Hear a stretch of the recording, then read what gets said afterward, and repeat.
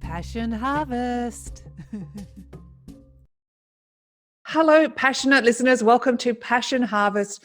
I am Louisa, your host, International Passion Ambassador. Thank you so much for joining me, us, wherever you are in the world right now. My guest today is Sara Kujawa. Sarah's son, Adam, left his physical body in 2014. Adam's transition put Sara on an intense healing journey of developing skills to help her heal and connect with her son, Adam. Sara is a psychic medium who specializes in grief counselling. As she began to heal, she soon realized her son Adam had been by her side all along, helping her to orchestrate the signs and synchronicities like road signs for her to follow.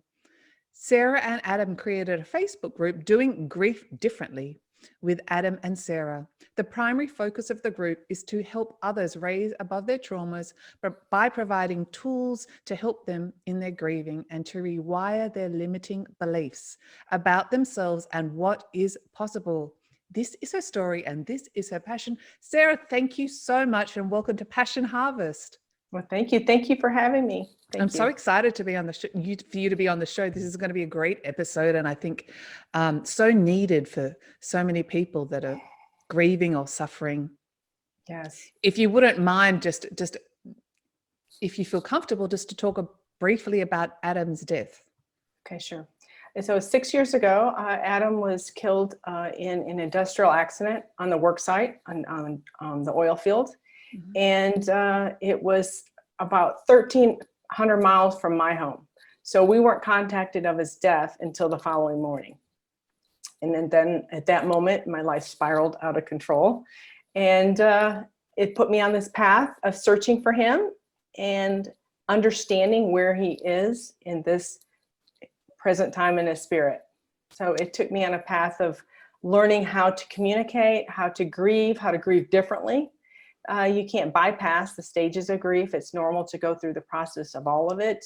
And by all means, everyone goes through all stages of grief, in and out, all over the place. It becomes a circus of emotions because when you have the death of a loved one, especially a child, it brings up to the surface everything you've endured in that lifetime with your child. First of all, I'm so sorry for your suffering and loss, and for those who are maybe in the first stages or who haven't experienced grief. Or what does it feel like? What is it? What is grief? What is grief?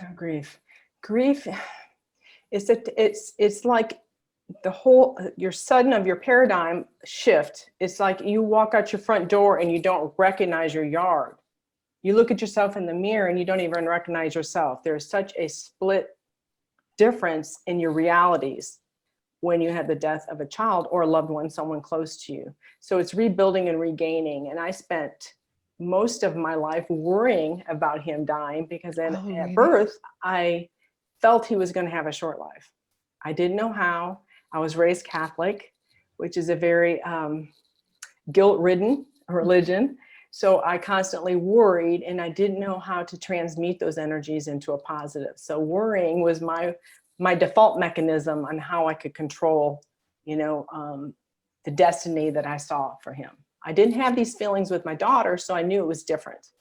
And in turn, this was more of a soul knowing, these nudges, and I had many nudges throughout his life. I just kept thinking that we dodged a bullet or bypassed it every time that there was some close encounter or something came up in his life. And then, so it wasn't like it was a soul knowing. I knew he was going to have a short life. I didn't know how. I didn't know what to do about it. I didn't even want to go there because of the fears. And so the fears, of course, come up around the death of a child.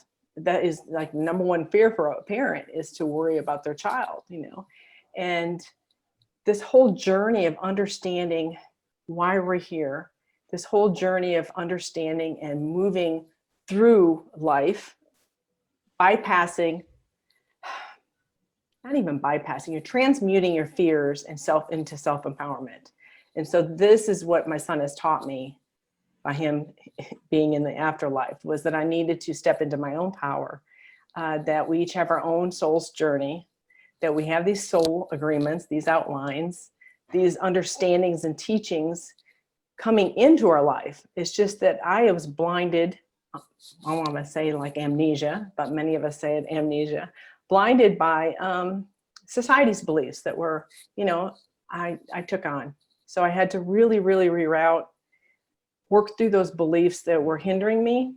It was a long, horrible process, but so worth it. And to understand that who I am and who he is, and how that we were also interconnected. And it's always been there around me, but I had this fear, like the veil was a fear of some sort. I thought that, God was this older gentleman in a white beard, so sitting at the right hand of Jesus. So it's like, I didn't understand the concepts deep enough. And so it was fear-based, meaning I was told not to question. So now I'm in a place of questioning everything.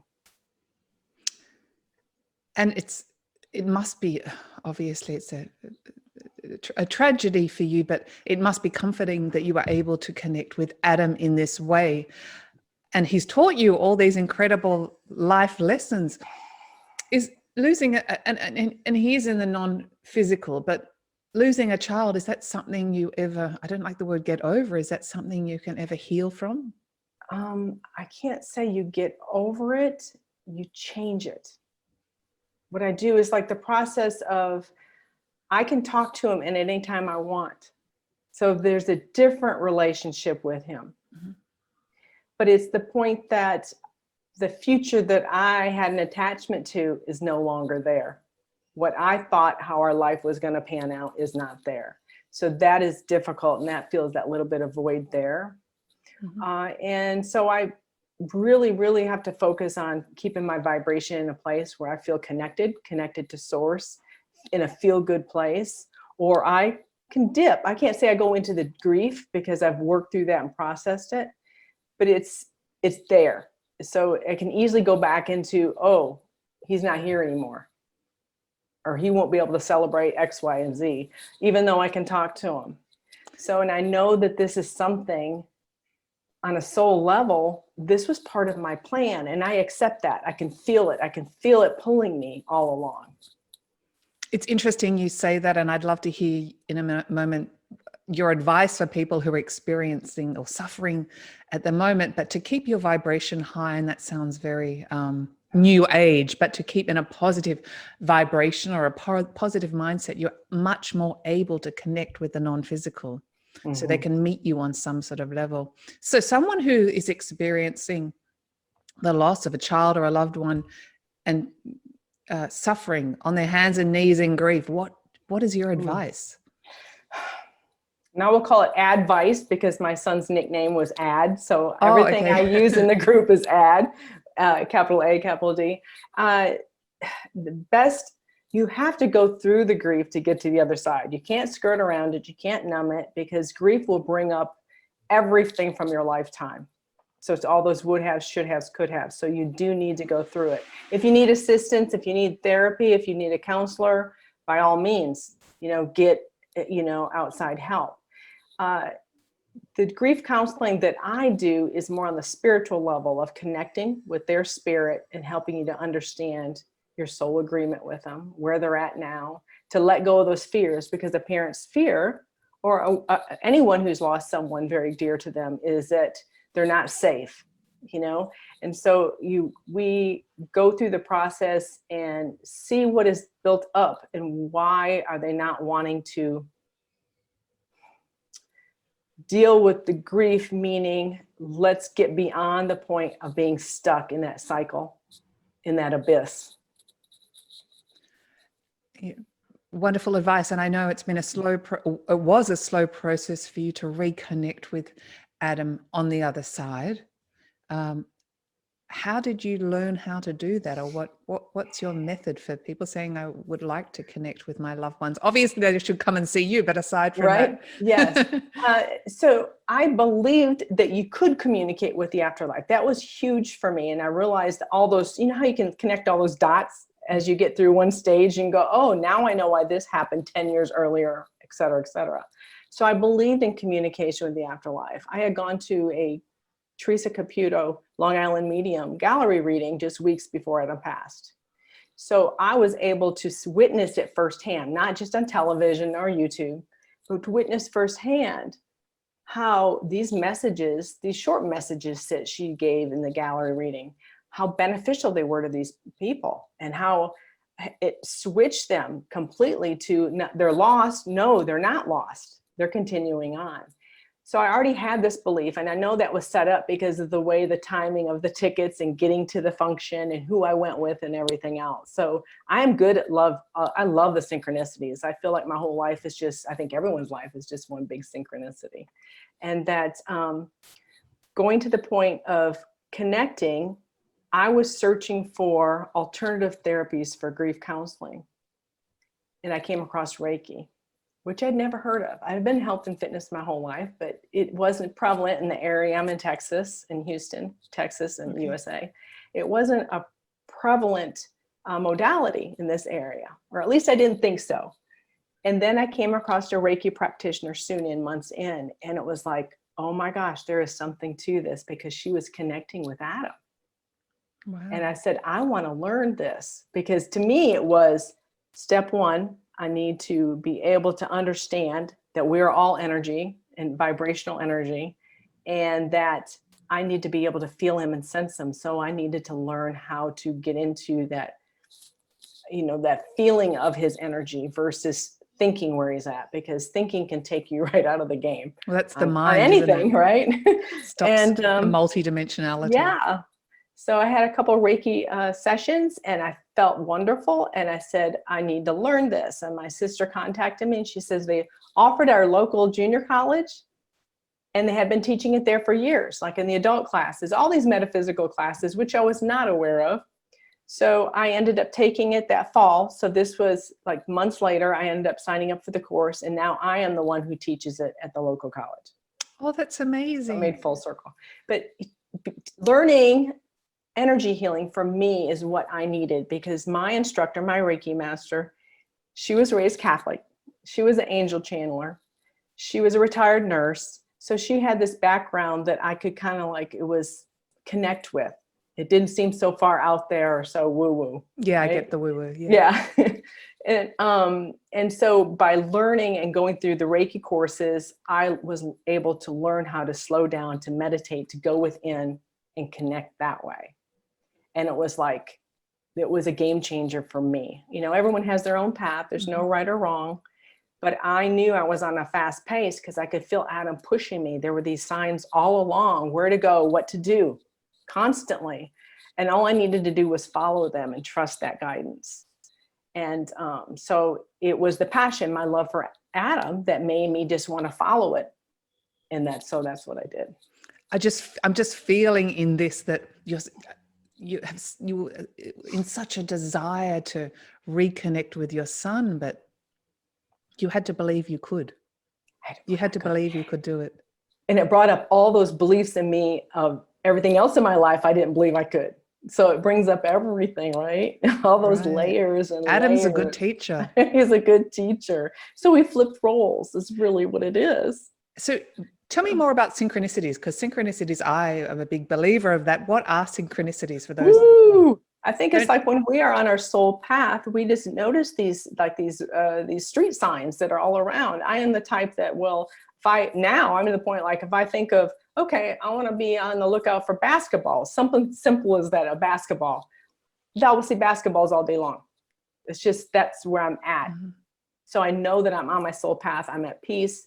I'm observing the signs around the universe, how it connects. But some of mine get so they will last for days, how everything connects up. And it's like, oh my gosh, people would just flip out if they heard some of the funny stories too. I'd love to hear one if you wouldn't mind sharing some. Sure. And also know that being open, when you're in grief, you're in a lower vibration. So you're not going to notice the signs and synchronicities around you. So for me, with the angel channeling, it helped me to reconnect with the archangels and the ascended masters. That's what Reiki taught me, was I feel safe talking to the angels and to the archangels and the masters and to Jesus. That felt safe. It felt little bit religious like, I Mhm. felt safe connecting with them first. It was almost as if you had a direct communication with them. Well, a channel, you just mentioned the word channel, but a Yeah, direct communication support, a right. support group on the other side, or well, Yeah. this side really, but You're really on this side. yeah. And so that took me to the place of like, well, then I am worthy enough to communicate with Adam. It was a weird process for me that I Mhm. needed to go through, is to feel that worthiness. And then it got so into these jovial conversations with the archangels and Jesus that it was like, oh, I thought everything was going to be on a serious level when I connected and communicated. And I was so wrong with that.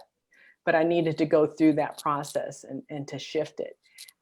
So the synchronicities, from day one, even when after his passing, there were constant signs and synchronicities from like, I wish he would send me a feather, just something simple like that. Mhm. And then I would find 12 feathers, in my driveway. But Wow. those were just simple ones to kind of boost my energy up a little bit to believe.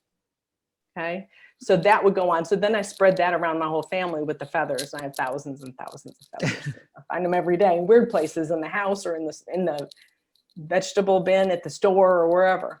But so different synchronicities, a chain of events where hearing things and then they come to fruition too. So sometimes I will hear like a line from the movie, say, from Ghostbusters, a kid's movie, which was one of Adam's.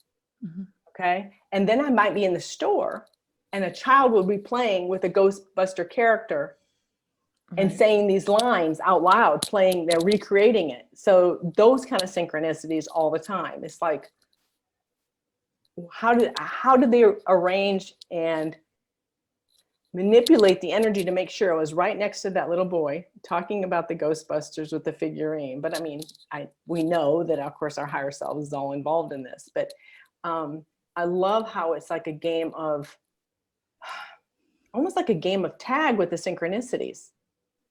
They just keep adding up and adding up to more points. And then it's like, I just start laughing and chuckling every time there's another one that's outrageous. And I'll just be dumbfounded sometimes. Or my husband will come in and say something and I go, that's exactly what I'm watching on TV. And you just walked in from work and said the exact quote that John Wayne just said on TV. So Amazing. It's like the law of attraction. I mean, we do live in a yes, magnetic universe, but our thoughts with different create people. things. And bring different people into the synchronicities makes it fun.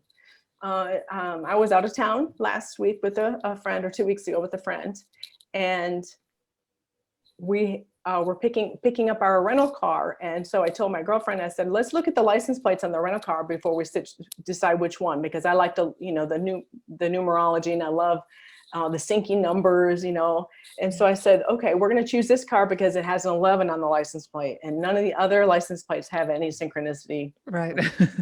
So we pick it. It's 511. We get to our destination. We put in the GPS of where we were staying. We didn't put the address in. We just put the location of the hotel. We get to the hotel. The address is 511 Adams Street. Wow.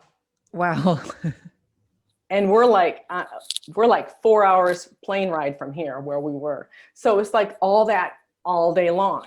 And it's just like, this is like magic we're making with these, with the law of attraction and the synchronicities, right? Yeah. Yeah. And it's that wonderful, you just said the word magic, that reassurance that you're on the right track. I'm on the right track and it feels good. Yes. So it's uplifting. It's like getting a pat on the back by myself. We all want to feel good, don't we? Yeah. Yeah. So what happens when we die? When we leave our physical body? Yes. A lot of my beliefs change, through as I progress too, as we all do. We're allowed to change. And the way Adam explains it too, is like he's done it 2 or 3 different ways, whether this is a vehicle and we expand beyond the vehicle, but we're already outside the vehicle now. We just need to expand more. It's like our button on our jeans pop type of thing. A lot of times he'll explain it as we're a Tupperware bowl with a lid, the lids that you burp before you put in the fridge. And that is a literally large burp and you expand out of it. You're just into more of you. You're incorporating more of your awareness of of everything there is, that exists. And then it's like, sometimes I have these conversations with him as if he is still my son, kind of in a weird place, almost like I'm just having a normal conversation. And then other times it's like big things we're talking about. So it varies with that, but he knows what I need, right? So to be able to understand, because some of these concepts I don't even know how to repeat because they're just too mind-blowing. Sure. Because I don't know what to do with that information, right? But I believe that we expand into more, and that we already are so controlled and so in such tight, restrictive physical bodies that I believe our goal in this life is to be the best person we can, and to live our passion, and to enjoy life and make the world a better place than when we came in. But I do believe that it's all right here, just in a different vibration. And sometimes there are times where I astral project, or I'm astral traveling, and it feels like this is the dream that we're in now. Right. Sometimes it gets really trippy. And then it's like, well, oh boy, I don't know what to do with this information now. So I learned just to keep it present and know that we can all connect. I believe everyone has these abilities. I think we were all born with it. It is a vibrational thing of tapping in and believing and having that trust and faith. Sure. So I'm interested with the non-physical. In your opinion, for example, obviously we're talking about Adam here. Does he come and go? Is he around you all the time? It feels, at first, I felt like that he would come for a little while and go. But maybe that was me. Maybe that's my perception of him coming and going. But 99% of the time, I can feel him, like right here, almost like he is a shadow, like merging into me. Like it's a Tinkerbell, with the shadow, right? So on. So sometimes it feels like that. But then again, sometimes it feels different. It feels like it's just a radio wave and I'm in it. So other times I can feel him kiss me on the cheek. I mean, literally wet, where I wipe it and I look at it, and then I'm just like, what? And then other times it feels like he's just everywhere around me. Interesting. So it varies. It does vary. And I guess, I am thinking from my human perspective, but on the other side, we can be at many places at the same time. Mm-hmm. Not just one location. We can bilocate. That's actually the correct term, bilocation. Bilocate, yes. Omnipresent, that's right. Being raised Catholic, I always believed that Jesus was omnipresent, but like he was the only one. That was like something silly, a belief, that's what I thought. So I never correlated that I believed we had to earn this eternal life in some way. So I had to really work through that. And both my parents are in spirit, so they kind of helped me with that a little bit. And to understand that religion got me to a certain point. And that's when I started to break away a little bit. That's what I needed to break away. So I see that everything happened as it should. And what are your thoughts on reincarnation? Same thing. I waver in that lots of times. I did go, as soon as I started communicating more fully with Adam, I went into some of my past lives, or if you want to call them parallel lives, depending on your understanding of time, because that's mind-boggling in itself. Yes. And so I went into, that really helped me, was to learn about other lives I had with Adam. So it didn't feel like I had sole ownership of him in this life. Right. And understanding that we've had multiple lives where our roles have been flipped. One particular life is when I caused the accident that he died. And I did not endure the grief. I numbed myself, hurt myself. I destroyed myself in that life. So all these other different lives, and they come up when I ask for a past life or parallel life. It helps me to understand where I am in perspective to now. It helps me to relate and say, oh, well, now I know. Like I was able to go in and look at different family members in my life now and go, oh, this is the role they played before, et cetera, and it helped me kind of put it in place and understand how we interact. And it helped me kind of put pieces in place. Pieces of the puzzle. So yeah. In your opinion, do we come here to learn, and why do we suffer? I think we're here to learn. I think suffering is an option. I really think suffering. We endure, say, the grief, the loss of a child, but how long you suffer is up to you. We're taught through many religions that there is an afterlife, there is a heaven, but yet when it happens to us, we doubt, we put all our fears up, and we go and we shut down instead of moving forward through the grief. So not just the grief of a death of a loved one, but I know many families that I work with, I know many couples that I've worked with, and I know individuals say that who have gone through a divorce and have a hard time moving forward after a divorce. This was their catalyst to wake up, because a lot of us, me too, feel we take on the guilt that we caused it in some way. Did you feel guilty in some way? Oh my goodness, yes. In this life? I thought I manifested Adam's life after he died. Really? My husband thought he manifested Adam's death because too. you had thought he had a short life, so you in some way felt responsible for his death. Yes. Wow. Yes. Okay, I would never have guessed that. Yes. And then I was like, oh, this is surfacing because I needed to learn to understand that everyone's soul's journey is an individual process. I can't control Adam's journey. I couldn't control it from the get-go, but I felt I did. We all want control, and that's a hard part of this journey in this life, is letting go of attachment of control. It was like, expecting everything outward to change. That's a really interesting point, and I know that was important for you to mention. We try and control or educate our children in the mold that we want. How do we remove control that we try and attach to our children as a parent? Or as a lover, as a friend in general, but particularly children. Yeah, well, I learned the hard way, didn't I? And then once I realized that we each have our own soul's journey, and then it made me work on my own self-love. So I think a lot of it is that introspection of understanding our own self-love, because we're wanting everything out there to be peaceful, but we don't have the peace inside. So that was a huge one for me. And almost every person or family that I've worked with, it always comes back to self-love and understanding that they are coming from a place of lack, so therefore they want to control everything out there. Very interesting, and this is a living example. So for someone that has a child or children, and the child is suffering, what's your advice to the parents? Yes. So if the child is suffering? Yes. Yes. So it depends on the advice is going in, being able to slow down your thoughts, understanding where these thoughts are coming from. We all want to be the fixer of everyone around us. I love that word, the fixer. That's a great, the fixer. I want to fix everyone else. I don't care I don't want to deal with what's going on here. I want to fix everybody out there.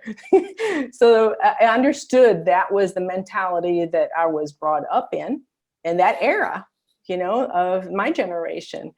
And that we want to fix, but I understand is teaching other families that we each have our own soul experiences and I want to say lessons, but understandings to go through. So we can be felt, each person can have their own self-empowerment. And also pointing out, like, where are they in their journey? So for instance, if they have a child who is, say, struggling with depression, suicidal thoughts, of course, there's no limit on what the parent should do to help that child. But there is a lot of guilt that a parent takes on, thinking, what have I done wrong? What have I done to this child? And this is a huge process to go through. So in turn, the parent needs counseling as well to help them through this, because there's something to learn about themselves through this whole process, or the dynamics of this family. It wouldn't have worked out as it did in this lifetime. All these intricacies of relationships and all the lessons that we learn, the interplay of experiences, a part of, I guess, a part of our soul's journey and our lessons. And I'm of the belief that if we don't learn the lesson in this life or one of our parallel lives, however you want to term it, we're going to have to come back and do it again. That's what pushed me in the beginning when I was just starting out and understanding more of how this universe worked. And it was like, oh my God, I don't want to ever go through this again. So I'm going to make sure I get through this grief because I don't want to ever go through this again. Thinking it was like, step A to B when I die and then I start do over. It really, but that's what I needed. I needed to push me and I needed to learn and ask and say, well, what did I do differently in that life so I can learn from this, not just this life. But it also did reflect on how did I handle grief in this life with other loved ones. It really had to go in there and dig and go, okay, I'm going to learn how to do it differently. Hence the name of the Facebook group, Doing It Differently, to understand that our loved ones continue on. And the energy of the planet right now is supporting all this. Everyone is tapping into more of their psychic, powers and their spidey senses, and to be able to connect more with their inner knowing. We're at a place of like self-reflection of, this is what I want more in my life. Wonderful. So I'd love to hear a little bit more about your and Adam's Facebook group and what's posted on there and the support that it offers to, Sure. Well, anyone really, but particularly people that have lost a loved one. I was involved in other groups before I started mine. And then I had the fear. It took me a year just to get to the process of starting a Facebook group. It's funny our fears, isn't it? I was so scared about doing this podcast originally that people would think I was weird. Right. So now I don't care. But yeah, we go through these stages or we get pushed out of our comfort zone to grow. Yeah. And I remember, and many a times with different things, even with friends and coworkers or whatever. And Jesus said, Sarah, if they loved you before, they're going to continue to love you. You're pushing them out of their comfort zone too. So with the Facebook group, I wanted to design a place where Adam and I could easily talk back and channel, or I talk by myself or bring in a celebrity in spirit and just have conversations. Just very light, nothing very structured, but very uplifting. There's so many wonderful grief groups out there, but I wanted something a little bit different, more humorous, more like my personality, more like Adam's personality. Okay. So, it's a great group of people. It's everything's very, very positive, uplifting. It's tools and different games and different things that Adam and I have come up with to help others to communicate with their loved ones. And whether they choose to use them is up to them. But I love to do just daily posts and just other people's memes too. I share anything to start their day off right or end their day. These people, probably about 50% of them have had, a very close loved one pass, but a lot of the other ones have gone through different types of grief, whether it's the loss of a job, divorce, or, had big changes in their life. And I even have a lot of Adam's friends that are in the group. What a wonderful thing you're doing. It's fantastic. And if someone would like to see you or have psychic medium counseling with you, are you able to connect with their loved ones who are not in the non-physical? Yes, I really enjoy it. And depending on what they're needing, that's what comes forward. Sometimes it is about their soul agreement that comes through in the session. Sometimes it's just me using my psychic senses and looking and balancing their chakras and look to see what's going on. I'm helping them. Adam and I are trying to help them get into a place to be more receptive, and have their radio on so they can communicate more easily themselves. So it's really a group about, and my sessions are to self-empower them. I love that, because obviously I'm just assuming, I'm just making assumptions here, but generally if someone comes to see you, they're so focused on the loss of the loved ones that what they really actually need to do is focus on themselves. Focus on themselves. And nobody wants to, we'd like to deflect. Yes. Because it's lots of hurt. It's a lot of hurt. It's so true. And even, after Adam passed, it was very hard for me to get back into my passions, to do what I used to do, because I wanted to hurt myself. I felt like if I was moving forward, in some way I was disrespecting him in a weird way, Yes. or I was letting go or something. Or you didn't love him as much. The more you grieved, the more you loved. Right. People And often not that I think didn't. Yeah, there were many weeks and months where I just plummeted and I was on my knees. There was. But as I trusted my intuition, and also I used the pendulum through Reiki, using the pendulum for balancing chakras. And then it's like, oh, I can help use that. I felt like this is my antenna just by holding it, not even using it, but holding it, Yeah. And it gave me that support. And it was like, I knew I needed to be in a better place or higher vibration to be able to connect. So that was like a goal. It was like, okay, I need to focus on my health, which most people when they're in dire straits, they neglect their health. Yeah. And that, plays a big part in our vibration. And again, just the tools to give people to raise their vibration, because I get what you're saying. And, we're on the same level, but people say, well, how do I raise my vibration? It's thinking happy thoughts. That's the easiest way. Big part is the thoughts. We don't realize how negative thoughts run through our loop like a hamster wheel in our head at all times. Or have a go-to happy thought. Yeah. That you can deflect to. Because if you say, I'm not going to think about that, I'm not going to think about that, you do, but just have a go-to. You do think about it. You do. I can say, don't think about pink elephants, and you're going to be thinking about pink elephants. You won't believe this pink elephant. If we have time, this pink elephant story. This is perfect. The great segue. I was in Vegas about 4 years ago we were there for a channeling event that my friend was putting on. And then it was Mother's Day weekend. And so my daughter was going to send me roses, but it was cheaper for her to get a flight to Las Vegas than it was for her to order roses. Okay. Gosh. So she ends up, I know, right?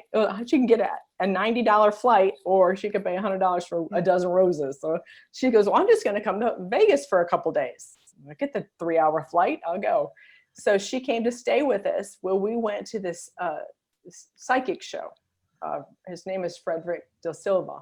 And I think he still performs in Vegas, but the shows are not on right now because of COVID. And we're going up the escalator to go in to hand our tickets. And I just blurt out going up the escalator with my daughter and my friend, don't worry about the pink elephants. There's something about pink elephants. I just blurted it out for no reason. Yeah. I don't even know how you get these thoughts, but mine came out of my mouth. So we go in, we sit down, and this guy is phenomenal. Like, he was reading serial numbers off of dollar bills that other people had. And I mean, it was just phenomenal, amazing man. And then Carrie, my friend, gets called up. They're throwing around a Frisbee. Whoever catches a Frisbee gets to go on stage for the next part of it, the next segment. She goes up there, and then she does a segue or a segment with him. And then the next segment is, okay, I'm going to throw this out, and whoever catches it gets to come on stage next. He grabs a pink elephant and he throws it out, like a stuffed pink elephant. And you catch it, right? I didn't catch it. Oh. It came down by my feet. It came down by my feet, and I'm looking at it going, oh my God, I don't want to go up there. I don't want to go up there. But the point, it was like, all the synchronicity of like, I had that push to say it out loud to everyone about the pink elephant riding up the escalator, like I was being silly. And then all of a sudden he went from a Frisbee throwing out to a pink elephant. So did you pick up the pink elephant? I didn't pick it up. I'll let someone else pick it up. I did. Because I was like, were you a bit shy to go on stage? I was shy, and I was kind of blown away that what had just happened at that second. Now I'd be fine. But at the moment it was like, that's a pink elephant. That's a pink elephant. Yeah. But I did get to meet him after the show. So here's the cool part. After the show, they said, if you would like to get his autograph, he will be downstairs at the bottom of the elevator afterwards. And my friend goes, oh, I'm so tired. I don't want to wait in line. I said, no problem. It's okay. It's all right. We go down the elevator. There's no one in line. There's one person walking up to him. So we were right there.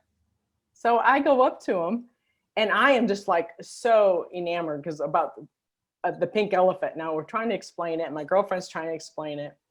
And then he goes, and I said, my son passed. He's in spirit. And he pulls out a card, a business card. And he goes, I got a message coming down the escalator to write this name down, and it's for you. And he gave me the card, and he wrote Adam on it. Oh my gosh, I've got goosebumps. That's unbelievable. And so he gives it to me, and I'm like, oh, in tears. It's Mother's Day, right? It was only like the second the second or Yeah, third yeah. Mother's Day. My daughter's crying because she got to witness all this beautiful thing that just happened with this neat show. Like, we can't top this one off. And she's calling everybody to tell everybody on the It's cell phone, right? amazing.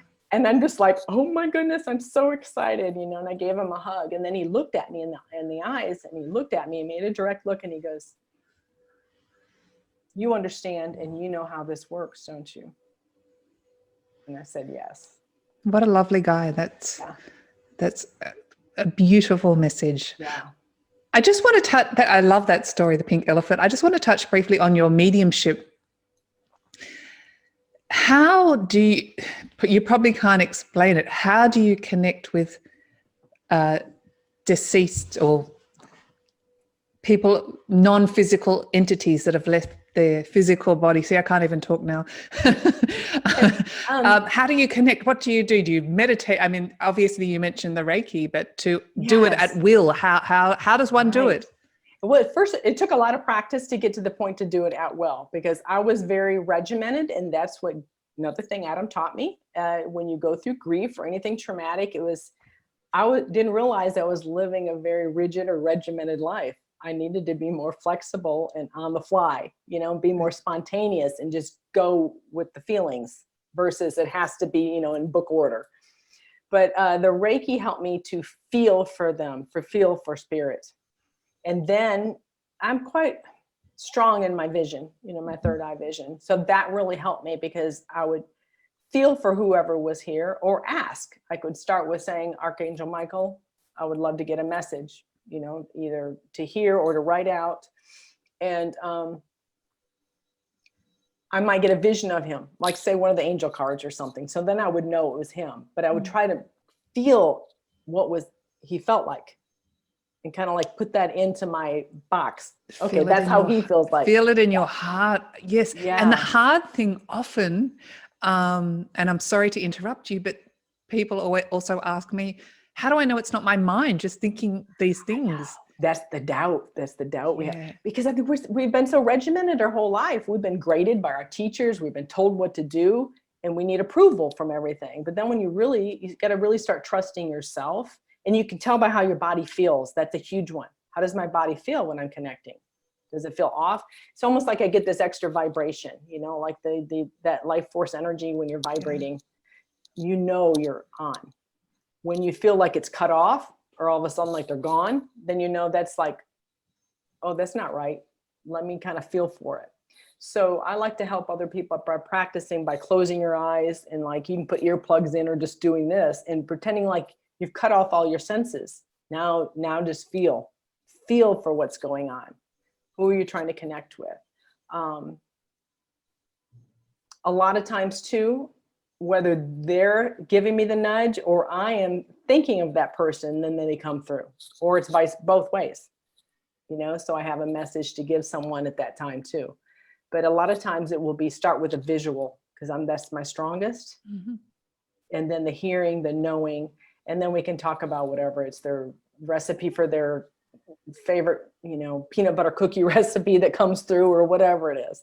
But it takes a lot of practice. I think everything is just the practice. And so I was very fearful to come out. And it was like right before Adam's second angel anniversary. I started doing angel messages and Reiki healing. I was afraid to even call myself a medium or to go to that place, because right. I didn't want that label. I get it. Didn't want that label, and I want people Googling me and everything else. And then I just kept practicing and practicing. And there's still days that it's like, oh, I know I could have gone even deeper, like followed that thread even deeper, you know? Mm. So, but I think it's constant. It's a constant expansion, no matter what. Constant expansion. That's just, it's a great way to explain it. Feel and obviously practice. Nothing happens instantly. No, a lot of people want it to be like, oh, went to college and I got my degree and now I'm set. And it doesn't work that way. Yeah. It doesn't work that way. Really practicing and getting into an intuitive circle. I did that for about 2 years with a lot of my Reiki people that I went to classes with. And that helped because you felt safe with them. You know, there wasn't. And I also did, oh, here's another neat one. Here's another neat story. So this was about 4 months after Adam passed. I started looking around at other famous mediums because I thought there were only certain mediums out there, you know. And I looked up John Edward and James Van Praagh because I wanted to join their email list. Yeah. And I wanted to see if they were having any events in our city. So when I went in to be added to the email list for James Van Praagh, that little box would come up and it would have like all the swirly letters and numbers to show that you're not a robot, you know? Yeah. I went to type it in, mine came up SON. And I looked at it and my body just lit up with goosebumps. And it was I've got goosebumps again now. your truth bumps. And it was like, oh my God, I am supposed to be going to this workshop. I am supposed to be going. I am on the right track. And so I wanted to get up and get my phone to take a picture of it, but I was afraid to move. I was afraid that it was going to go away because I just kept staring at it and blinking and staring at it, but it came up SON, you know, clear. It wasn't even wavy. It was just clear font. And so, and then I went to the James Van Praagh workshop, the mediumship workshop that was like a 2 or 3 day event. And that was like so fabulous for me. I needed to be around like-minded people who were all wanting the same thing, to connect. Yeah. And he's a lovely man. It was a small group, probably only 200, 300. And then we all worked individually with strangers that were there and had to do practice readings. So we had to get out of our element. And I was actually pretty good at the practice readings. And I was only like 5 or 6 months into the grief. And it was like, oh my gosh, I am doing it. So I needed that reassurance that I was doing something that I never thought in a million years I'd be doing. And all these other people too. So the energy of the room was fabulous. I felt safe. You know, it was, we did meditation, so everyone felt clear. It was just such a yummy feeling that I wanted to feel that again. So I kept striving for that because other people were giving me messages from Adam. Wow, that's great. Strangers. And so I said, well, maybe this is something I'm going to be doing in the future. Okay. Because I had gone to a mediumship. Well, actually, I went to a medium 6 weeks after Adam passed. I felt this pull to go. So I did go. I went for, they were booking, it was like at a hotel conference room, and they still have it to this day. It's been going on for years, this hotel conference room once a month. And you pay like $20 for 20 minutes at the time. And you go pick a medium or an astrologer, whomever, to sit with. And so that was 6 weeks after Adam passed. And that really flipped me because he gave me some validations that just, I went from going in where I felt like so heavy, so deep, so dark. I came out and I was smiling. And it was like, oh my God, he truly is alive. I needed, you know, I've got goosebumps again. Truth bumps. Yep. And so it was like, I think I'm going to be doing this in a weird way, but I didn't know how. You know, so, but that's that. You allowed the unfolding of it. You surrendered to it. Yes. And not wanting to control it. Yes. I mean, there's times I wanted to control it for sure. We like control. That's part of our humanness. Because anyone who's going through grief, you just want to hurry up and get it over with. It's like you just want someone to hit you over the head with the ball bat and wake you up in 6 months or whatever. It doesn't work that way. And almost like give me a date or a time when this is going to end, but you don't know. No, and we have all these triggers that come up, so it's to process every trigger that comes up. You know, Adam worked really hard with me on that because he was struck by a piece of construction equipment. So in those few weeks and few months after, of course, I saw that piece, same kind of construction equipment everywhere, you know, all over the city, no matter what. And then I start feeling him, like he would buzz me with energy. Like he will do it like the size of a small coin somewhere on my body to look. So like if there's something I'm on the road driving, if he wants me to look to the right to notice something, he'll buzz me on my right arm because I'm busy driving. So I'll look to the right and there would be like this piece of a construction equipment or whatever. And of course, at first I would cry, but then it's like, wait, I'm connecting with Adam and he's telling me to look at it. So it's to work through this trigger. Did you get to a point where you just could not cry any more tears? Mhm. Did. You- I you can just go couldn't. back into all those memories and go back into all the event, but I'm in a higher place when I go Yes. in. It's almost looking at it like a movie, as an Yes, experience. exactly. It's what it feels like a lot of times. And a lot of times I've had many people I've known that have passed in this past 6 months. And same thing. It feels like I'm in a movie. Well, wait, I was just talking to them the other day, and now they've transitioned and I'm talking to them from another place. What is that? Yeah. It is. So I've gone through a lot of deaths and funerals even since Adam has passed, but I completely have changed my outlook and understanding, and I'm more at peace. And I'm usually connecting and talking to the deceased person before I even get to the funeral. So it's shifted completely. Like I'm almost a different person. Well, you are a different person. I am a different person. Yeah. Sarah, it's been such a delight to have you on the show. Is there something you'd finally like to, without me asking other questions, would you like to talk to the Passion Harvest audience about something? Yes. So just know that whatever you're going through, just know and trust and have faith. It's digging deep in. You have this soul pulling, from your heart all the way through your gut to pull you forward, to know that there is a reason that you are viewing and watching Louisa's shows. There's a reason, there's a calling for you much bigger than what you are feeling right now. And to follow those nuggets, follow those dots, follow your passion. Beautiful message, Sara Kujawa. I said it right. Anyone that would like to connect with Sarah, all your details will be in the show notes. Thank you so much for sharing your incredible journey, and what a light worker you are in the world. Oh, thank you. And thank you to Adam as well. Oh, he says you're welcome. Anytime. Okay. Thank you so much. Thank you. Bye. Bye-bye. If you like this episode, please do subscribe for weekly passionate inspirational interviews.